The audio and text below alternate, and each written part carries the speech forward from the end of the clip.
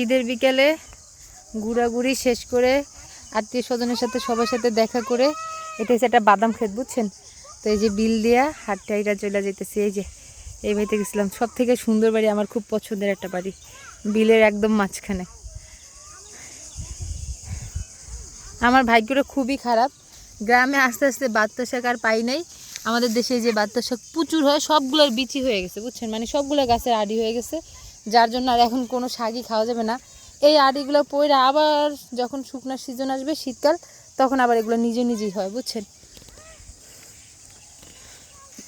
জানি না কার কাছে কেমন লাগে গ্রাম, বাট আমার কাছে বিশ্বাস করবেন এত ভালো লাগে। গ্রাম আমার সব থেকে প্রিয় জায়গা। এই যে হাইটাইটা চলে যেতেছি। আম্মু, ওই দেখেন আমার মেয়ে বুড়ি।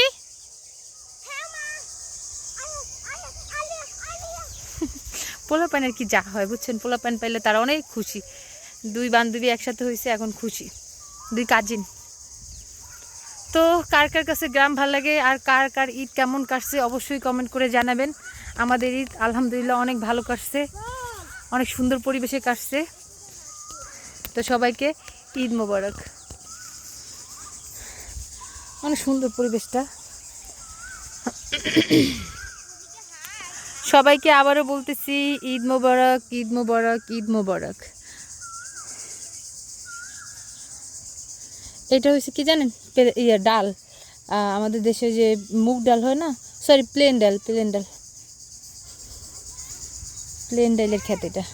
আর এটা হচ্ছে বাদাম ক্ষেত, ফুল হয়েছে, সম্ভবত আর কিছুদিন পর এগুলো উঠায় ফেলবে। মা চলো, মা চলো, উঠো উঠো উঠো। হুম, হাঁটো হাঁটো মা, হাঁটো।